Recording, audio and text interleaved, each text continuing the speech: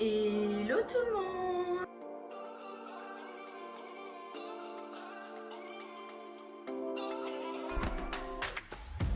Alors on se retrouve aujourd'hui pour une nouvelle vidéo. Oui, je filme du coup le même jour parce que ce que je vous ai pas dit, c'est que je reprends le travail demain, donc lundi 15.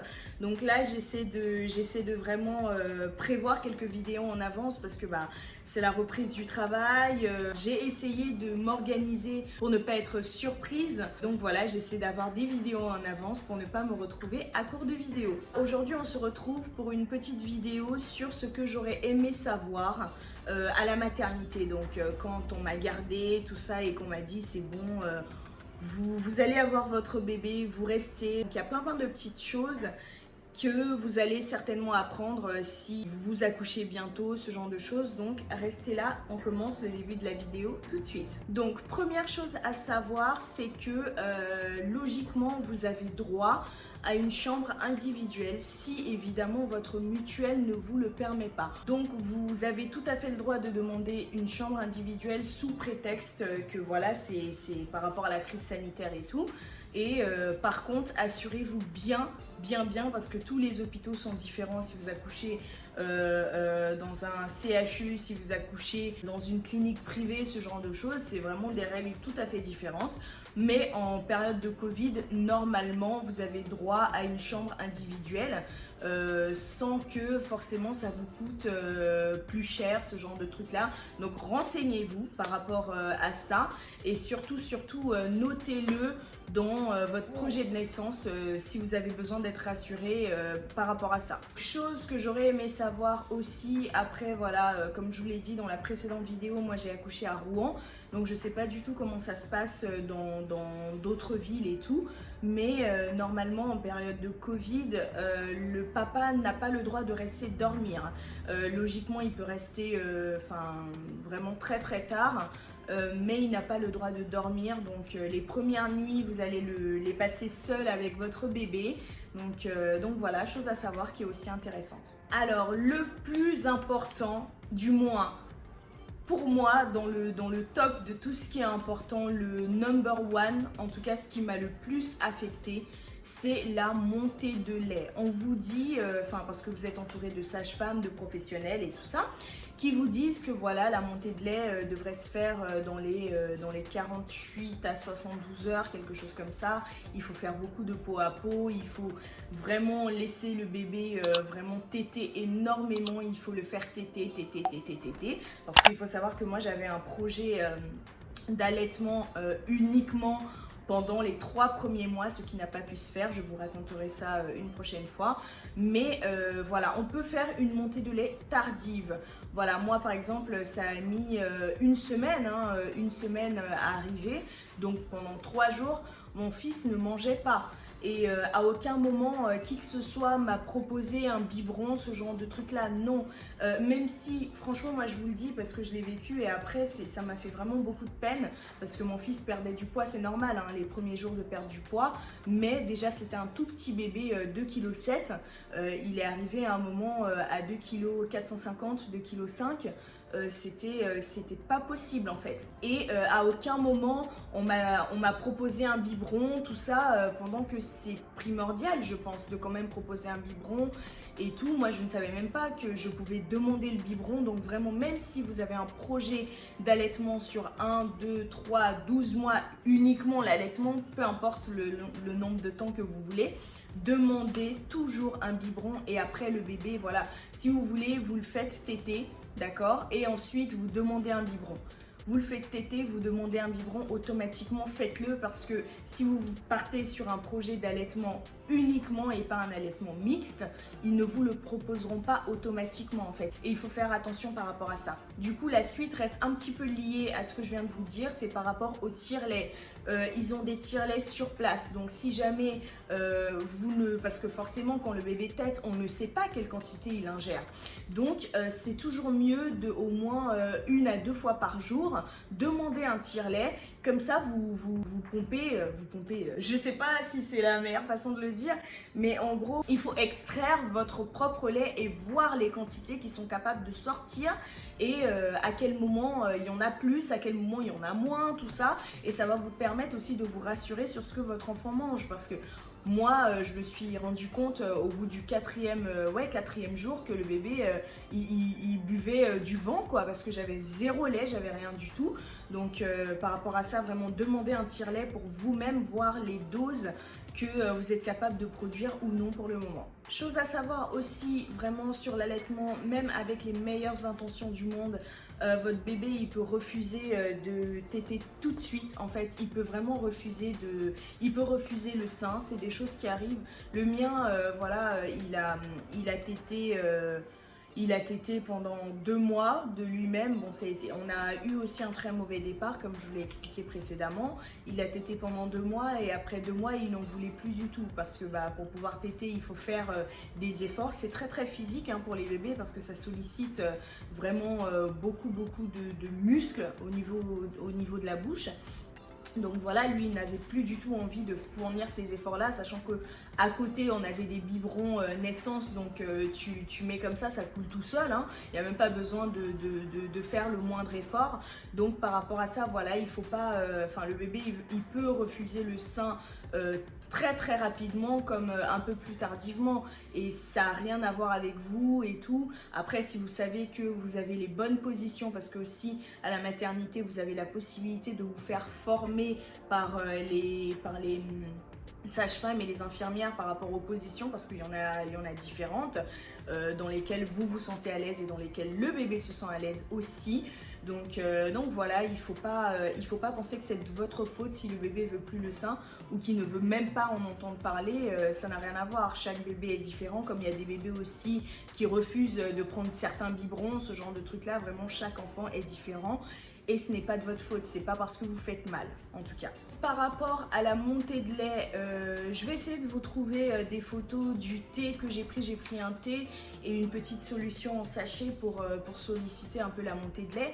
Vraiment, quand je suis rentrée à la maison, j'avais zéro lait et je suis rentrée au bout de 6 jours. Et le lendemain, ça a commencé petit à petit. Au bout de 48 à 72 heures, le lait il est monté tout de suite et tout. Donc je vais essayer de vous trouver des photos ou directement les noms pour que vous puissiez l'acheter en pharmacie en cas de besoin. Mais vraiment ça m'a beaucoup aidé. C'était ma maman qui m'avait acheté ça tellement elle avait de la peine pour moi et tout.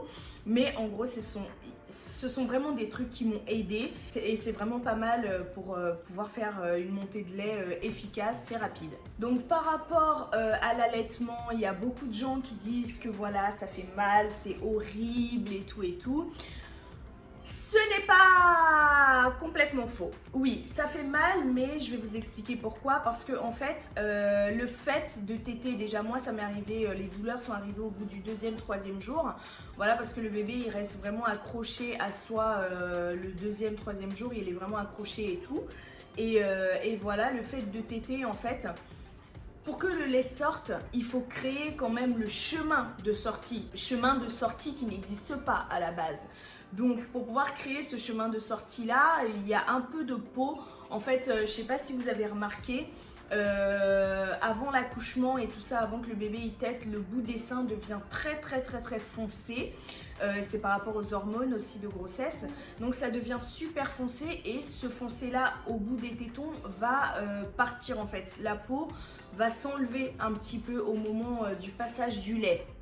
Et c'est ça qui fait mal, c'est ça qui irrite et c'est vraiment ça la difficulté. Après le bout des tétons devient rose, devient tout doux et tout, et après limite on est même plus sensible de ce côté-là parce que on a l'habitude d'être tété, je vais dire ça comme ça. Donc voilà, c'est une douleur oui. Qui dure quelques jours, vraiment pas si longtemps que ça. Voilà, il y a moyen aussi de mettre un petit peu de lanoline, il me semble que ça s'appelle comme ça. C'est une espèce de crème super grasse qu'on met sur le bout des tétons. Après chaque tété, il y a possibilité de mettre ça tranquillement et tout pour que ça puisse aider à la cicatrisation. Mais voilà, vraiment il y a une douleur mais qui dure pas, en tout cas tant que ça. Donc c'est vraiment le temps que les choses se mettent en place tout doucement et tout. Et sinon voilà, oui c'est une douleur, ça fait mal, c'est vrai, mais ça reste supportable parce que on a le bébé à côté de soi et tout, et donc les douleurs sont un petit peu comment je vais dire ça, les degrés de douleur sont un petit peu altérés par rapport à la présence du bébé et tout. Donc voilà, par rapport aux douleurs sur l'allaitement. Il faut savoir qu'avec l'allaitement, le bébé peut, ou du moins même au début, c'est même pas peu, mais il va avoir envie de téter quasiment toutes les heures. Il va avoir besoin de téter parce qu'il va ingérer des petites quantités. Donc le bébé aura besoin de téter toutes les heures, donc il faut être à sa disposition et tout. Donc moi ce que j'ai fait, parce que finalement j'étais obligée de partir sur un allaitement mixte, même si mon projet de départ était vraiment l'allaitement exclusif et tout. J'étais obligée de partir sur l'allaitement mixte par rapport à ma montée de lait tardive. Donc ce qui s'est passé, c'est que j'ai fait le choix d'allaiter en journée, voilà, donc toutes les 1 heure et demie, quand il se réveillait, il avait besoin de téter, donc je le faisais téter et je faisais quand même le complément du biberon à côté pour ne pas qu'il en manque, même si j'avais du lait et tout. Franchement c'était mental, je voulais plus qu'il manque de nourriture en fait, par rapport à nos débuts qui ont été difficiles par rapport à ça. Je voulais plus qu'il manque de nourriture, donc je lui faisais quand même son petit complément et tout. Mais en gros je l'allaitais en journée, et la nuit je lui donnais que le biberon. Donc la nuit, au lieu de se réveiller toutes les heures pour demander à manger, il se réveillait toutes les 2-3 heures. Donc ça nous faisait quand même des nuits où il se réveillait peut-être pour manger à minuit, puis à 3 heures du mat, puis à 6 heures, puis voilà. C'était plus intéressant que le bébé qui se lève toutes les heures et qui a besoin de téter une quantité infime de lait, quoi. Moi par rapport à ça, ça me permettait aussi de dormir un peu plus, de me reposer un peu plus. Donc voilà, moi en tout cas j'ai remarqué qu'avec le lait maternisé, il tenait bien plus longtemps la nuit qu'avec mon lait maternel. Voilà, donc après, à vous de faire le choix. Chaque enfant est différent, encore une fois, donc à vous de tester les choses pour pouvoir connaître votre enfant. Chose à savoir aussi, c'est qu'on peut demander à ce qu'une sage-femme passe à la maison après l'accouchement. Donc j'ai oublié le nom du truc, mais si je m'en souviens, je vous le noterai. Voilà, elle peut passer pour voir comment ça se passe les nuits, si vraiment ça va, si vraiment vous vous retrouvez seule, parce que bon, encore une fois, moi j'avais ma maman, donc j'ai pas demandé à avoir la sage-femme chez moi. Mais voilà, si vous vous retrouvez toute seule avec votre mari, c'est votre premier bébé, vous savez pas comment faire et tout, si ça peut vous rassurer, vous pouvez avoir recours à une sage-femme qui vient à la maison pour pouvoir voilà, voir comment ça va et tout et tout. À la maternité, inutile de ramener en temps normal encore, parce que j'ai une copine qui est enceinte qui m'a dit que là où elle va accoucher, on lui a demandé de ramener les culottes jetables. J'ai pas trop compris, mais en gros à la maternité, à certaines maternités, renseignez-vous, mais la plupart des maternités, il faut pas ramener ses propres culottes jetables, tout est disponible. Après voilà, il y a des petites listes super sympathiques que vous pouvez demander soit à la maternité, soit à votre sage-femme ou soit à votre gynéco qui vous suit pour pouvoir préparer votre valise de naissance. Mais voilà, il n'y a pas besoin de ramener des culottes jetables, des protections, ce genre de trucs là, ils ont vraiment tout sur place et ça c'est super intéressant. Ils ont même des chemises de nuit et tout, donc après c'est toujours mieux de ramener ces trucs à soi. Mais n'allez pas vous encombrer avec certaines choses et tout. Pensez à l'essentiel, vraiment le dentifrice, la brosse à dents, le gel douche, ce genre de petits trucs là, le gel, même le gel intime, je crois ils en ont sur place, donc il n'y a pas besoin de s'encombrer avec plein de trucs. Il y a bien d'autres choses plus intéressantes à ramener et qui sont bien plus utiles que ce genre de choses. Pour le bébé, ça ne sert, enfin après à vous de voir, c'est vraiment vous faites comme vous voulez, mais c'est pas forcément nécessaire de venir avec des gants, des serviettes, du gel douche, du shampoing, des couches, vraiment tout est disponible à la maternité, tout est sur place, donc vraiment ça fait des valises moins grosses. Après moi j'ai quand même préféré venir avec comment on appelle ça, ses serviettes et ses gants, parce que je voulais qu'il s'habitue à leur odeur et Enfin voilà, et c'est un choix personnel, mais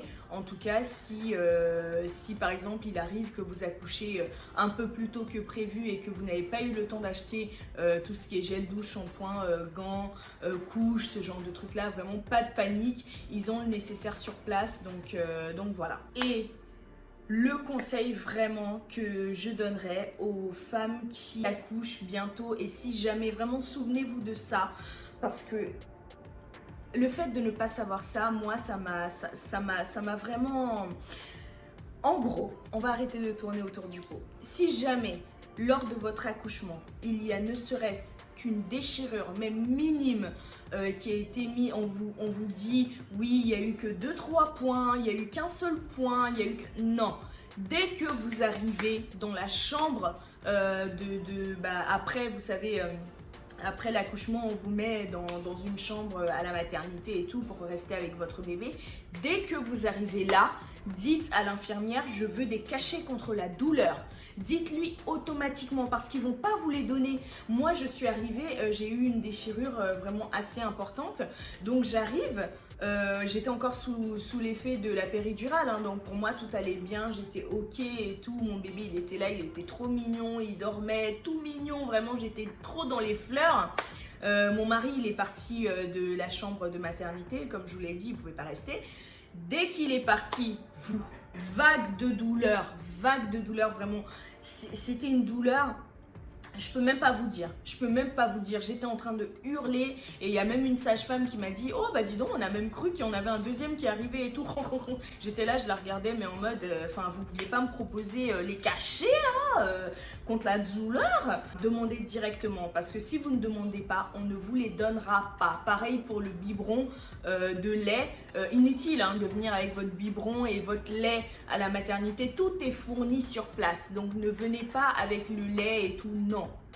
Gardez tout ça pour la maison, tout est fourni sur place mais il faut demander. Donc demandez automatiquement et tout ça. Faites-vous un petit pense-bête que vous donnez à votre mari s'il le faut ou à votre conjoint ou au papa du bébé. Donnez-lui si vous pensez que vous allez oublier ce genre de petits trucs là. Faites un pense-bête.